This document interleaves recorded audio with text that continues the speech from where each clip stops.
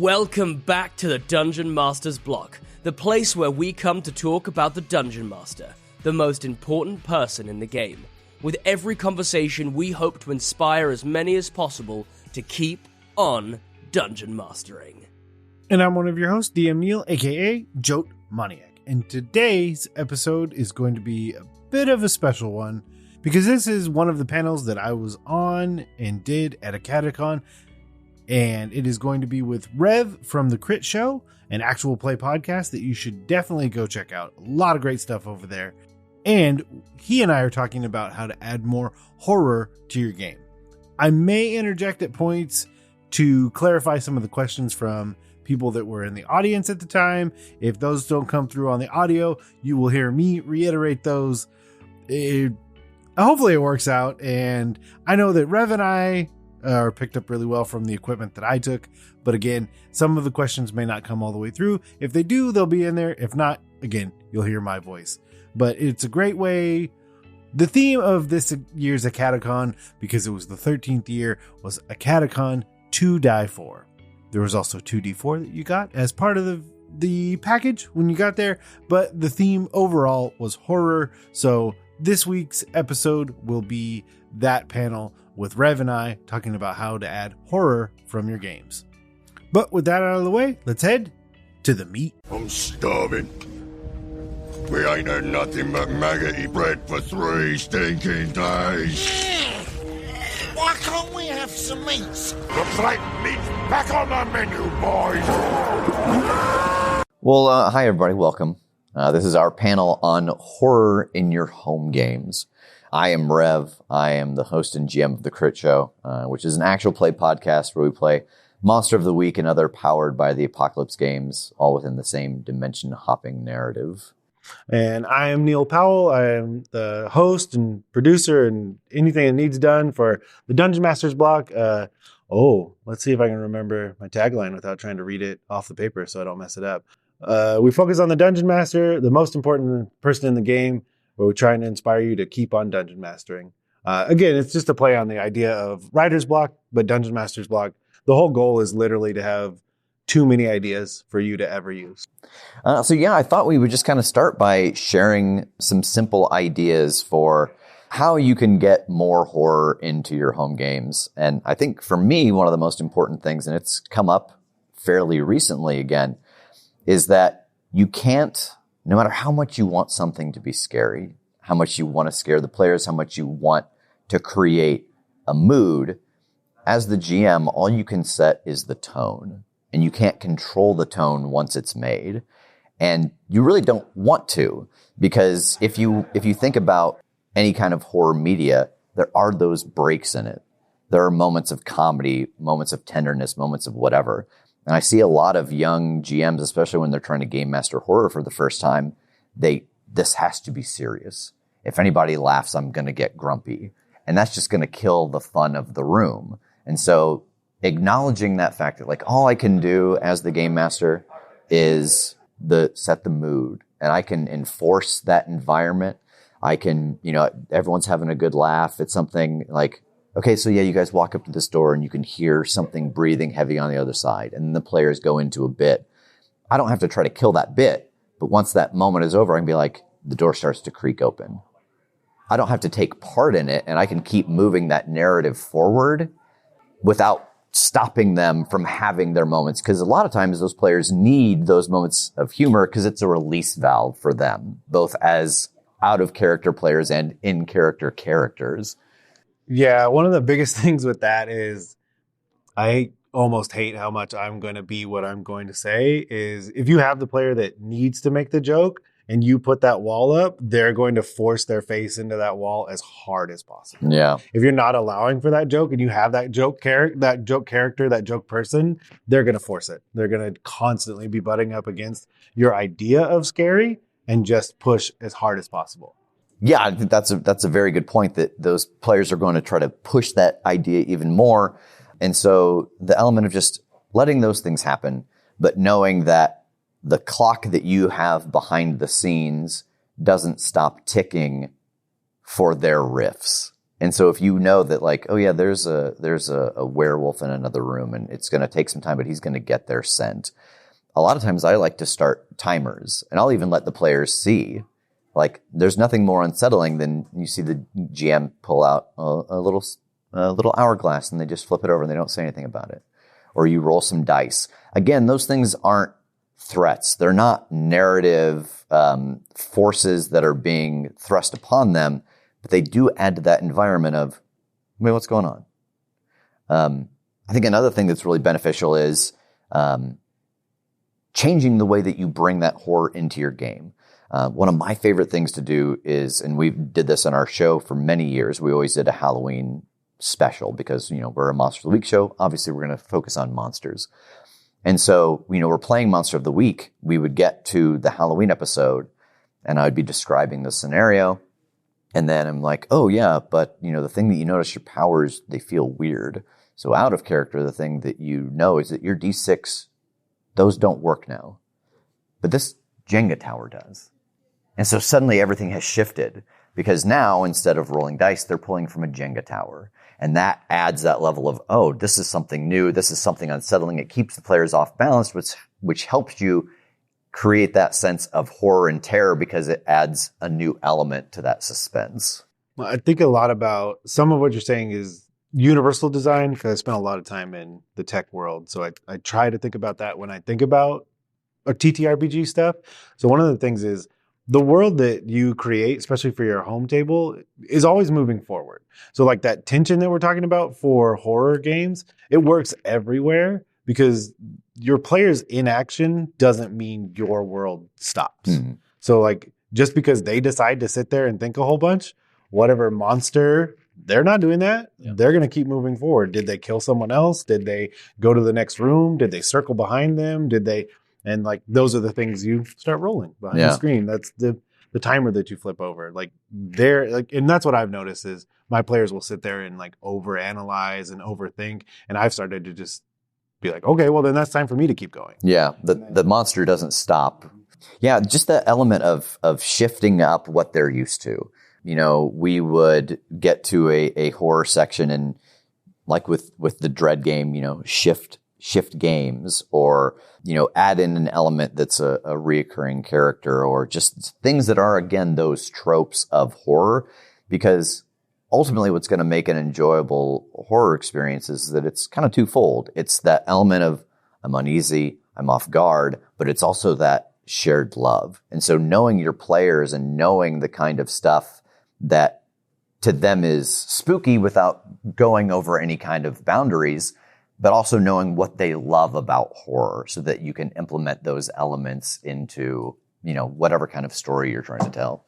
Yeah, I typically, for most things, especially if I'm trying to dip into like a specific genre or tone is the word you used, and I really like that. If I'm looking for a tone, I often go to my players. I'm not inherently sneaky about most of the things I do just because they know what's happening as well. So I'm done. I'll just ask. But inquire, like, what is your favorite horror film? Mm-hmm. Or is there a show that really creeps you out? Because then at least I'm like getting better sensibilities about what they're at least enjoying. Yeah. Because if there's something that they don't like, well, then I can at least avoid that. Yeah. But if there's something they do like, lean further into it. Yeah. One of my favorite places to find inspiration lately, we had hired like a new kind of marketing person, and they were like, oh, I want you to do a challenge. I want you to try to post a TikTok every day. And this was a year ago. And I was like, I don't know what I'm going to post about every day. And so what I decided to do was I went through all 50 states and I picked what I thought was the most unique cryptid from each one. And I just did a little presentation on them. In doing that, it made me realize how many, myths, pieces of folklore, cryptids you have in your own state, in your own city. And so taking those things that your players are familiar with and building them into the story, because then they have that joy of kind of knowing it, but then having to experience it as the character. In southern Indiana, they have a thing called the 100 Steps Cemetery. And so the idea is that there's the cemetery on top of the hill. There are stone steps built into the hill. And as you count them as you go up, they're supposed to be 100. When you get to the top, the graveyard attendant is there, and he will give you a glimpse of your time and manner of death. And then when you leave, you count the steps back down. If there are not 100 when you leave, it's going to be real. If there are 100, it's not going to be real. And so that's something that everyone at my table knew. And so when I put that into a Monster of the Week mystery, they're all like, oh no, oh God. And so now they're anxious about when I go down, am I going to count those 100 steps? And they're also going to be able to pull from their own knowledge of local lore to be like, oh no, I remember reading about that, this person was killed there. And so there's a set of ballet slippers. And if you go around the tree, you're going to see this little dancing girl. And that's actually a good sign. And building those elements into a story, using the things that your players are familiar with outside of the game can be really fun and give you a lot of insight into some of the creepy stories around your own hometown that you may not be aware of. The second you said 50 states, I was like, cryptids. I know what he's going to do next. Yep.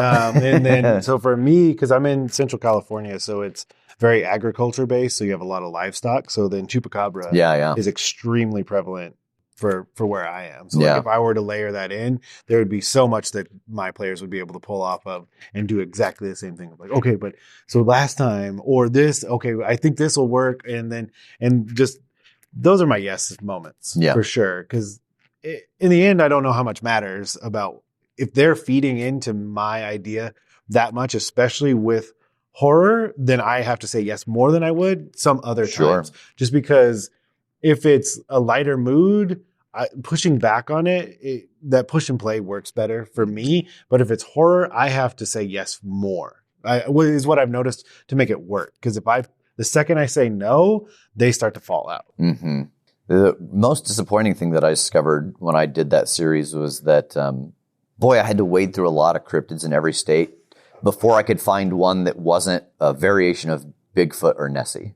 Every state's got a Bigfoot and a Nessie, but it was finding those weird little ones that maybe not a lot. Like the Slide Rock Bolter is my absolute favorite. It is from Colorado. It is a giant worm that lives on the top of a mountain. It has 2 hooks on its tail, and it is the size of a whale. And it has a very greasy underbelly, and it just camouflages in with the mountain. It's got a very rocky exterior. And it just sits there, and it sits until it sees something delicious walk across its path. It lets go, slides down, and it looks like a rock slide, and it just eats you, slides up the next mountain, turns around, latches back on. And I was like, that's amazing. I've never heard of that before. I'm absolutely making a story about this. I feel like it's just someone's reasoning behind someone died in a rock slide. And that's a terrible way. There's a monster. Yep, absolutely. Do you all have any specific questions about either things that you're dealing with in your home games or ideas that you're trying to utilize? We've talked for a couple moments now. If you guys have any questions. So you were talking about the cryptids. That's what I've been doing. I've been trying to work them in. I've got Obsidian open here. I was just checking to see the Slide Rock Bolter is on my list. Yes. I thought it was. Someone made me a dice tower with him on it, and it's the most horrendous, beautiful thing I've ever gotten. My game's set in Virginia. Oh, okay. So I've got the Appalachian. Yeah. All that good stuff.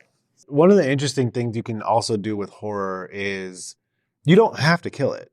Like that's one of the most interesting things about this genre is like death is not imperative.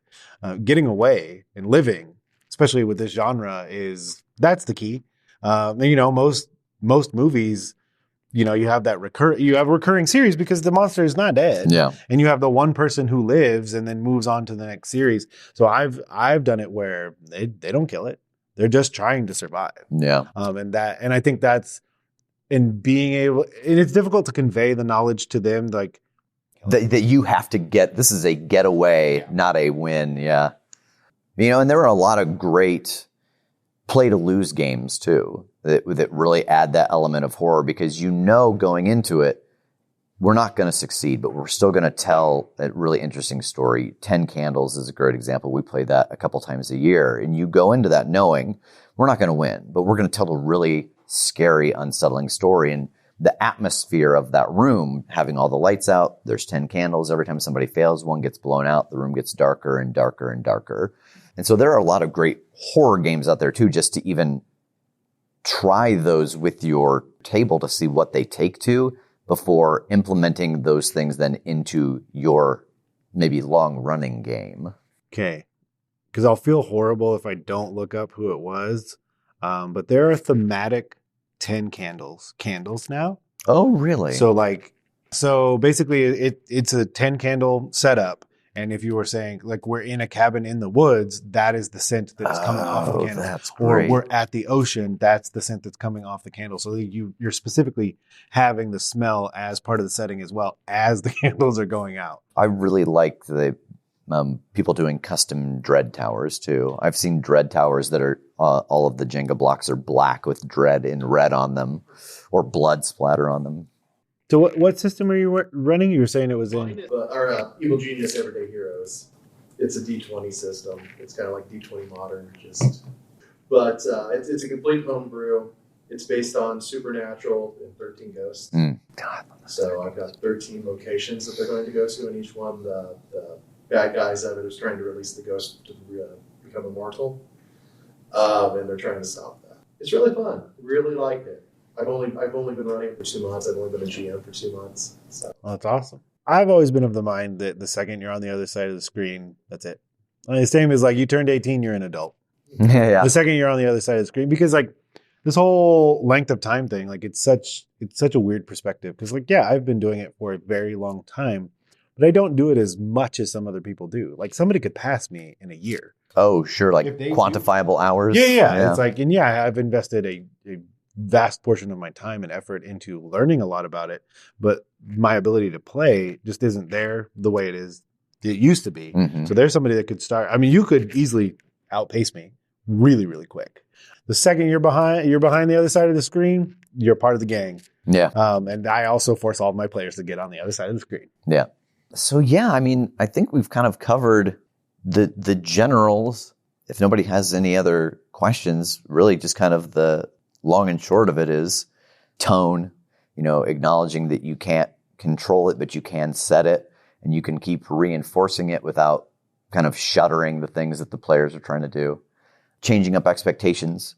Any moment where you can have something terrible, horrifying, followed by a laugh, or vice versa. That's what gets people are those strong 180-degree shifts. The other thing, and I would ask you, and then while I try and think of my own answer, is there moments that haven't worked for you? Like where you've tried to implement horror and it's backfired?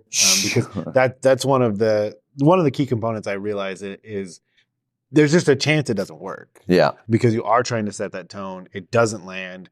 Now what do I do? Yeah. So yeah, one of the Halloween specials that we did is I put them into the song Actual Cannibal Shia LaBeouf. And I was very fortunate. I reached out to the creator of the song, Rob Cantor, and he gave me all of the orchestral tracks. And so I was able to play it for the players as they were discovering it. And I was like, this is going to be horrifying. But it very quickly turned into slapstick as soon as they discovered, what we have to do is we have to make it through the song. We have to do everything that's described. So as soon as they realized that, it became funny because they're like, oh, God, I've got to chew off my leg. And then they would mess up. When they would miss a part of the song, there would be a snap, and the music would reset, and they're back at the beginning of the song. And so then, to go along with the fact that it was turning more slapstick, I started playing the music faster and faster and faster as they would get through the sections they already knew. So that was something where it was just like, this isn't going to be horror. It is our Halloween thing. They have figured it out right away. And so now this becomes slapstick and kind of not existential dread isn't right, but it was that knowledge of like, oh God, someone's got to chew off their own leg. I have to step in a bear trap. How am I going to do these things? Yeah, I realize for me it's the thing I've started to look through is I need to say stuff out loud, not for the first time at my table. Oh, sure. Yeah, just because it's like, oh, okay, I've read it, but if it's not actually gone through my mouth and the first time I say it and I don't do it correctly, that's it. It's over. Yep. I lost. And that's the way you are going to say it back to me and make fun of me the whole time. And that's not going to land for horror because like you said, then now it's more of that slapstick feel. What I've also started to do, especially if it's horror, is not name it. Mm-hmm. Because there's something about it being that unknown. Because I was listening to a different podcast and They were talking about having their players experience a troll for the first time, and they never once said the word troll. And just physically described it, and they said it was horrifying for the players because of just like, a troll is grotesque. Like, just in its nature, that regeneration, like everything about it is horrifying. The second you add that name, though, it's known. And that's really interesting. And so, like, because then every trope, every how fairy tale. So it's just a guy under the bridge who's gonna come say stupid things to me. But if I never say the word troll, you don't have a placeholder. Yeah, you're only working off of my description. You're only working off of what's happening to you, and also maybe you're not going to immediately use fire and acid. And then negate what's happening, which is a huge thing I have with my players, because my players are the people that got me into it in second edition. So I have a tendency to try, like, I'm almost required to subvert expectations because it's rote memorization if I throw something they know. Sure. So like I have a tendency to never throw normal just because it's not fun for them and it's not fun for me at that point. So then, just not naming things sometimes. I've also gotten to the point where it's like, well, what do you want to call it? Because it doesn't matter to me. Like, you can call it whatever, because at that point you can also create it. Is it the cryptid of the world now? Yeah. Because if you're the first adventurers to go into that forest and the first adventurers to experience this monster, you're the ones that can name it. So, yeah. And along those lines, something that is really beneficial too, if you are using, more kind of commonly known monsters, is getting rid of the known weaknesses, is finding the lesser known pieces in that lore and be like, oh, you know what? A vampire isn't killed by a stake through the heart. You've got to bury them alive in their home soil. Changing what it is, still making it connected to the lore in some way, but not making it the thing that they think of first, second, or even third on that list of what they just happen to know from various pop culture mediums. That can also be a way that you layer, like, a larger monster. Like, if you are trying to do more of a horror campaign than a one shot, is where you have the monster that's at the top of all this be smart enough, because at that point it's a push and pull. Don't necessarily get into an arms race with the players, but why doesn't the vampire know that trolls are, susceptible to fire? Then they do something about it. Yeah. Use magic. Use, flame retardant gel. Something to help him in his weakness. Yeah. If owlbears exist, anything can happen. Yeah. Anything can happen. I'm kind of doing what you guys are talking about. I've got a mortuary in my game, and it's ran by a gentleman named Phineas Grimshaw. He's actually the horseman death in disguise. Everyone in the game thinks he's a vampire. So they're trying to treat him as a vampire. Yeah. Well, and I think too, not being afraid to let yourself pivot on what you thought a character was. I remember real early on when I had my first, them encountering vampires. And in my head, at this location they were at, there was this one vampire who was in charge, and he was the person who ran this resort. And then he had all these other ones working for him. And all of their interactions with that vampire, they were so friendly and welcoming, and he was giving them advice. It was just the role play that came out of it. I went, it doesn't feel right. It doesn't feel genuine for him to suddenly shift on them. I think he's being forced to work for somebody. And so giving yourself that freedom as the GM in the moment to change what you thought you had locked down because it better fits the story, and that will aid into that horror, because now they discover this guy's a vampire. Oh, but he's not bad. So are all monsters bad? Oh, so we meet the next vampire. Oh, it bit one of us and we're starting to change. Where do we set this line out of how do we trust and who do we trust? So, and I know the thing that comes up is, where lines and veils and, yes and no and everything like that. And one of the things I've always done so this is more advice if you're trying to run something not for your home table. But again, universal design, it's something that you could do for your home table, especially if you're going to transition into a new tone, specifically horror, is asking your players what they'd like to see in the session, what they'd like to see in the campaign. I always do it here at cons because I don't know who's at my table. I have no frame of reference for what play style they like, what they're going to do at the table. So I always ask, like, give out a note card, and I ask for 3 to 5 things they'd like to see in the session. I always promise one, because I quickly realize people will immediately write things on their own card that contradict the things on their own card. So I was like, oh no, I can't promise everything, but I will promise one. But the second you ask for that kind of thing, you see so much about your players that you may not have even known. Yeah. And especially if you start changing the tone and ask, like, what is something you really want to see accomplished? Because what I've realized was the thing that blew my mind the most is when someone is interested in something happening for another character.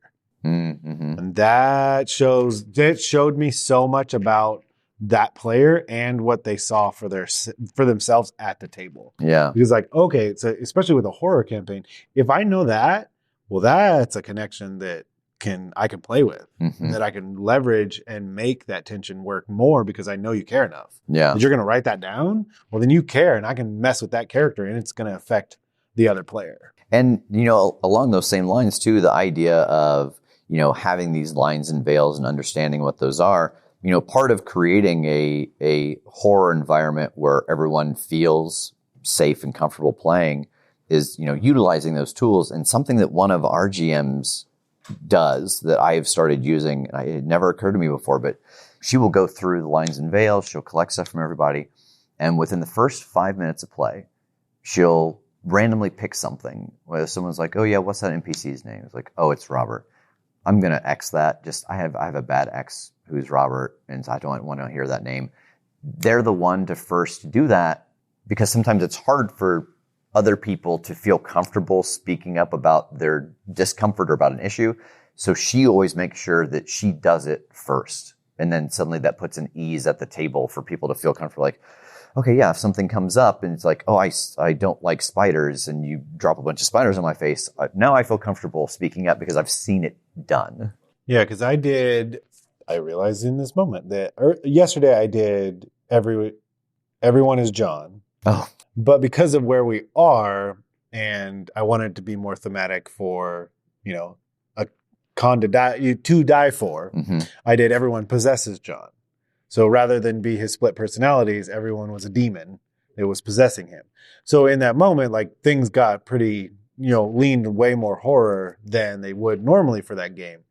So I asked, like, okay, you got to tell me what's not okay. Yeah. And someone was like, I don't want anyone to be throwing up. And I was like, oh, okay. I probably might have done that. Yeah, like absolutely. that was definitely in the cards. Like, I wouldn't have thought that on my own. Yeah. And so, yeah, I also made the bad choice. I think that there's a person running, I'm supposed to say where it starts, but I was also like, that's not fun for me. Roll for control. You win. Where are we at? And he was like, I'm in a space capsule. I was like, what? Oh, man, what is that? What do you mean? He's like, yeah, I just landed in the ocean and I'm in a space capsule. All right, here we go. Yes. And yes, so, yeah, I said that there's, the 2 people there's 2 more bodies there. And he's like, okay, I look at them. Has anything happened to them? And I said, no, there's no physical wounds. You just see horrified looks on their faces. And then there's like the person popped over. He's like, oh, are you okay? And he's like, no, it's space madness. And I was like, done. And so I basically made it. I mean, if you're telling me you're weird space demons that crash landed on our planet and that's what you want to be and that's what you're doing, then it basically had like an apocalyptic outbreak of this space madness. Yeah. And like basically, going like into town, through towns, and like just getting progressively worse. They're doing a push and pull with each other of like what their own objectives are as this is happening. Basically, they blow up where it was, but I had the first person that they had given it to, they had not addressed that because they just dumped him into the ocean. Oh. And so I said the final scene, you see him walking up onto the beach. So, and that's another fun thing to do is like, if you are interested in continuing a horror campaign, not a one shot, is trying to think about what that hook at the end is, because leaving that tension at the end, that's classic. Yeah. That's really classic trope of horror. Especially like with a longer running franchise, it's always, is that hook that comes up at the end? Yeah. Do you see him rise up out of the grave? Is it even more subtle? But yes, some indication it's not done. Mm-hmm. Any other questions at all? So I want to say, I know we're running Curse of Strahd in the back. We talked a little bit before. Yeah, I guess we talked a little bit about tropes. How do I break a trope? Like, what I mean by that is it's like I ran two sessions, and the plot lines of both sessions and the big bad evil guy for each session kind of ended up being very similar to each other. So I want to obviously avoid doing that. But how do I kind of like set a similar tone without setting a similar plot? Yeah, Curse of Strahd was the first. I came into TTRPGs weird. I came in through Earth Dawn and then went to Pathfinder. I didn't play D&D until like 20 years into playing games.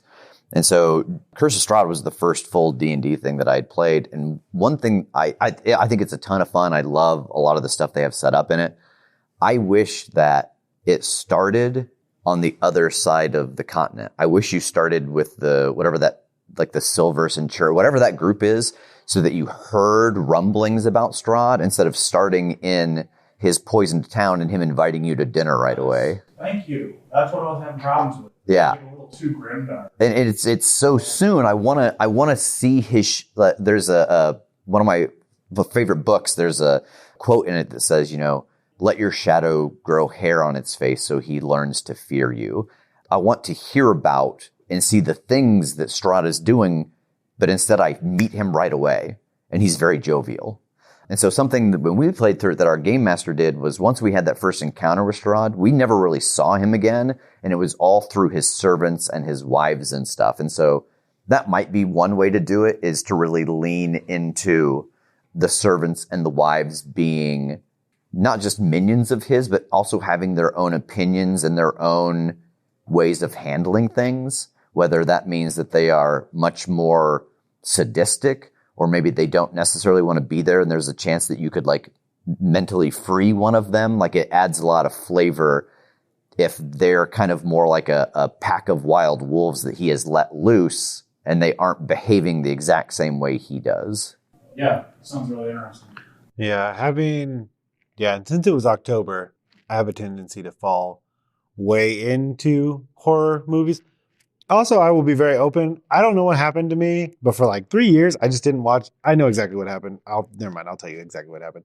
So I went and watched Black Phone. Oh, I enjoyed that movie with the exception of the fact that my son is named Finn. It hit a little hard. Sure. So it was just a lot for me. And then I went and watched Smile, and it was really close for me to a perfect movie.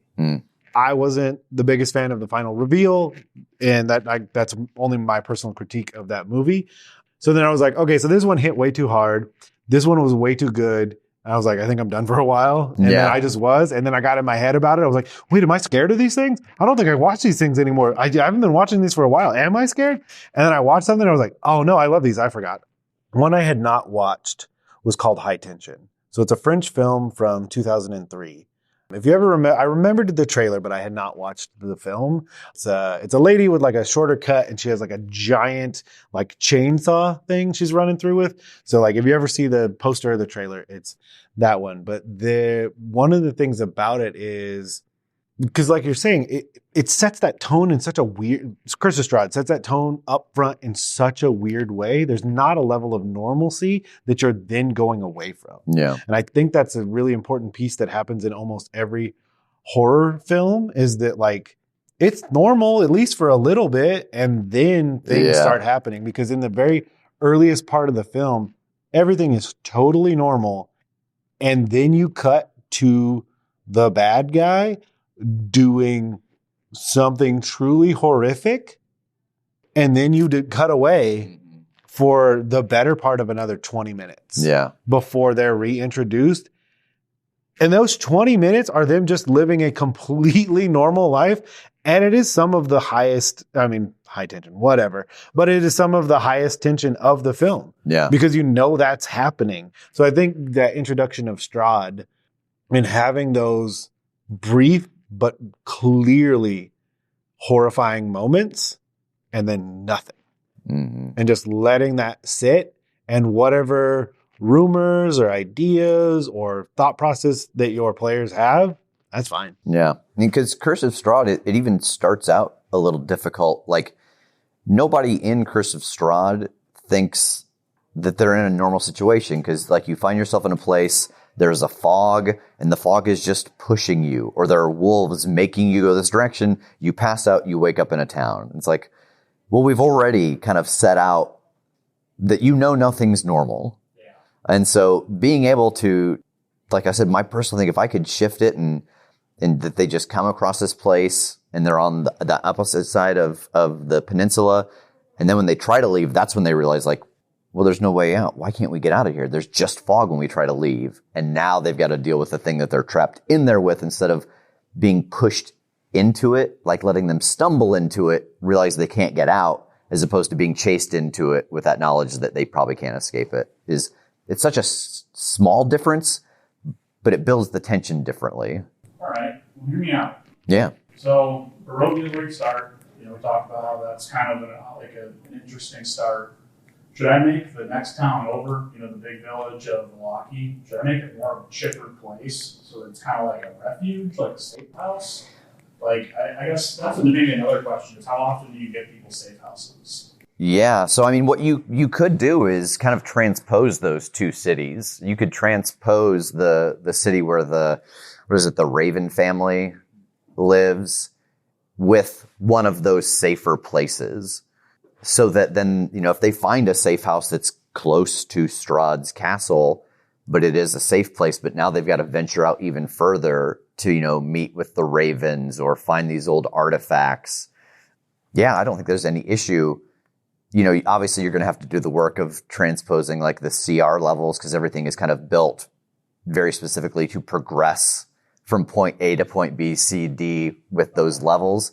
So I think that's the only thing you'd have to be aware of. I think you could totally rearrange that map. You just have to be aware of the missions that come along with some of those places might have to be tuned down or powered up to give them the proper level of difficulty. I think specifically with Curse of Strahd, specifically with things that are longer running and more well known, well, the question you've asked and the answer that has been given, the intrinsic benefit of that is you also immediately subverted all of their expectations if they know what the module is. Because, not only could they look it up, they could watch countless people go play through it. Yeah. And so the second you start doing something like that, there is a huge, huge benefit for you and your players, because the second they know they don't know. Yeah. That's good. Yeah. That's really good for specifically for the horror genre, because recently we had Keith Amon on, who writes The Monsters Know What They're Doing.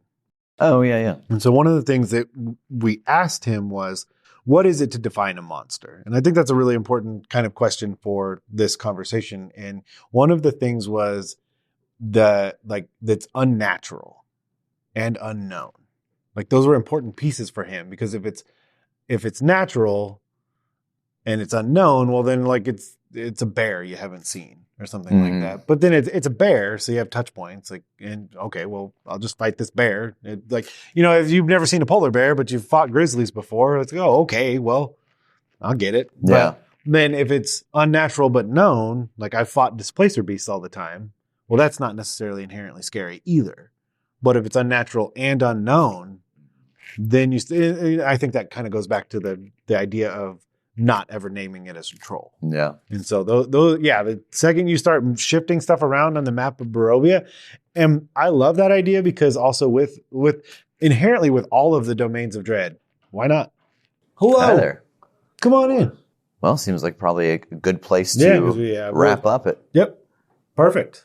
Yeah, so thank you for joining us, everybody. Hope you have a good rest of your time here at Acadecon, Acadecon. It is very Acadecon. fun. Listen, I get what the plan was. The execution. Yeah. Well, there's no going back. Yeah. It's been written down too many times. Yeah. But I do get what happened. I just want to thank Rev, first and foremost, for allowing me to join him on the panel that he was having and hosting. And of course, as always, thanking Michael from the RPG Academy for putting on Acadecon. And of course, if you want to tell us about how you've been adding horror elements to your game, or you just have questions about certain topics that came up in this episode or topics that you're just having in general, as always, you can email us at dungeonmasterblock@gmail.com. And of course, if you see fit, you can always head over to Apple Podcasts or your podcatcher of choice. Leave us a rating and review because it's nice. It makes me smile. And of course, if you head over to social media, we are typically at DMS_block. That's at DMsBlock. And of course, we are always and forever a proud member of the Block Party Podcast Network, where you can check out other shows like Dungeons and Dragons and Daughters, The Bad Venture Club, and more. And of course, thanks for listening to the Dungeon Master's Block, the place where we come to talk about the Dungeon Master, the most important person in the game, the only person capable of playing gods, killing characters, and lowering the ego scores of all the people at this table. I'm DM Neal. Good night, good luck, and keep on dungeon mastering.